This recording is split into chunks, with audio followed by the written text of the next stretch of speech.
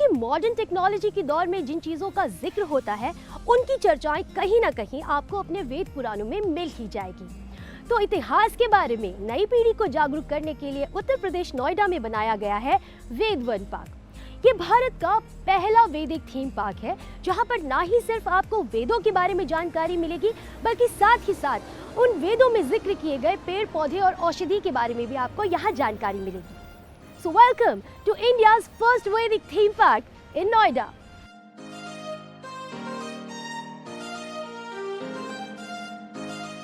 नोएडा के सेक्टर 78 में वेद one park का निर्माण किया गया है।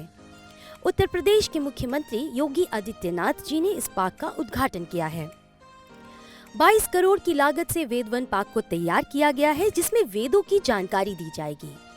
ये वेदों के बारे में जानकारी देने वाला भारत का पहला पार्क है। वेद वन पार्क में चारों वेदों के बारे में जानकारी दी गई है। पार्क्स तो बहुत सारे हैं, लोग जाते हैं घूमने खेलने के लिए, लेकिन एक ऐसा पार्क जो आपको शिक्षा भी दे, अपनी संस्कृति से जोड़े भी, और साथ ही साथ पर्यावरण और स्वास्थ्य के लिए भी लाभदायक हो, इस कंसेप्ट को लेके आगे हम लोग बढ़े थे। वेद वन पार्क को 7 भागों में बांटा गया है और हर एक भाग का अपना एक अलग महत्व है।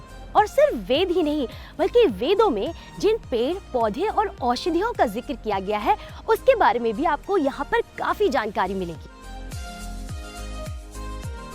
वेद वन में उन सभी पेड़ पौधों के बारे में विस्तार से जानकारी दी गई है जिनका उपयोग हवन यज्ञ आदि के दौरान किया जाता है। वेद वन में पेड़ों को ग्रीन हाउस के रूप में लगाए गए हैं। ये है वृद्धास्यु और यहाँ पर इन्हें गर्भ में दिखाया गया है। ये अगस्त्य और लोपामुद्रा के पुत्र थे। महाभारत में इनका वर्णन भी है और कहा जाता है कि इन्होंने सारे वेद पुराण गर्भ में रहते हुए अपनी माता पिता को सुनकर ही सीख लिए थे, और जिस वक्त इन्होंने जन्म लिया था तो ये इस दुनिया में भजन गाते हुए पैदा हुए थे। यहाँ ये बताया गया है कि वेदों में शंख बजाने के काफी फायदे बताए गए हैं, जैसे कि उससे मांसपेशियां मजबूत होती हैं, शंख बजाने से स्ट्रेस दूर होता है और साथ ही साथ सांस संबंधी बीमारियां भी इससे ठीक हो जाती हैं। हमारे वेदों में इतने राज छुपे हैं कि अगर आप उसे खंगालेंगे तो शायद आपको हर बीमारी का इलाज वहां मौजूद मिलेगा, जिनकी खोज हजारों साल पहले हो चुकी है। इतना ही नहीं, लोगों की शाम को यादगार बनाने के लिए पार्क में हर रोज वाटर लेजर शो चलाया जाता है। इसमें 18 मिनट तक वेदों और पुराणों की जानकारी दी जाती है। पार्क में ओपन जिम भी है और एम्फी थिएटर भी मौजूद है। वो वाटर फाउंटेन पे हमारे लेजर लाइट शो स्टार्ट होते हैं, जिसमें हमारे चारों वेदों के बारे में है, ऋषियों के बारे में है, इन्वेंशंस के बारे में है, मंत्रों के बारे में है। काफ़ी इंटरेस्टिंग है और ये लोगों को इतना पसंद आ रहा है कि वीकडेज में हमारे यहाँ जो भीड़ है वो 10,000 के करीब तो मिनिमम एट अ टाइम होती है। यहाँ ये दर्शाया गया है कि दान करते वक्त आपकी हाथ की मुद्रा किस तरीके से होनी चाहिए। ऋषि मुनियों का कहना है कि चाहे आप कितना भी कमाएं, लेकिन उसका एक हिस्सा जरूरतमंद लोगों को दान में जरूर देना चाहिए, और दान करते वक्त आपकी हाथ की मुद्रा कुछ इस तरीके से होनी चाहिए। ये मुद्रा ये दर्शाती है कि ये दान हम निस्वार्थ भाव से कर रहे हैं और इसके बदले में हमें आपसे कुछ नहीं चाहिए।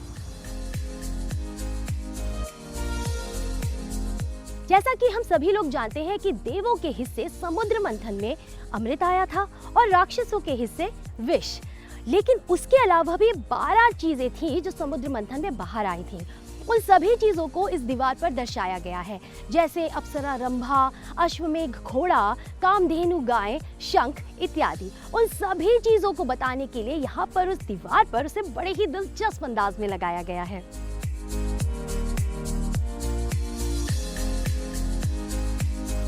ये पार्क अमेजिंग और फन फैक्ट चीजों से भरा हुआ है।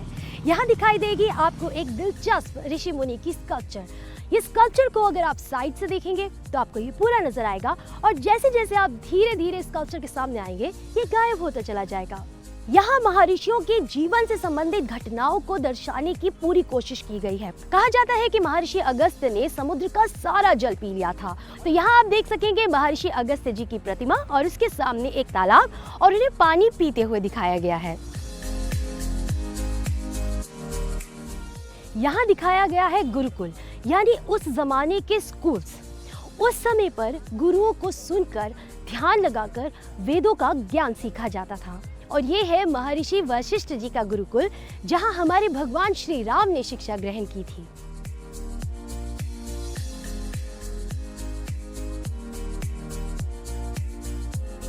Wow, what an amazing and fun fact visit it was! यहाँ आकर पता चला कि अपने वेदों और पुराणों के बारे में जानना कितना ज़रूरी है, और हाँ, खासकर हमारी नई जनरेशन के लिए। तो फिलहाल मुझे लेनी होगी आपसे इजाज़त, क्योंकि मैं मिलूंगी आपसे अगले हफ्ते फिर ऐसी ही एक अमेजिंग जगह पर। तब तक के लिए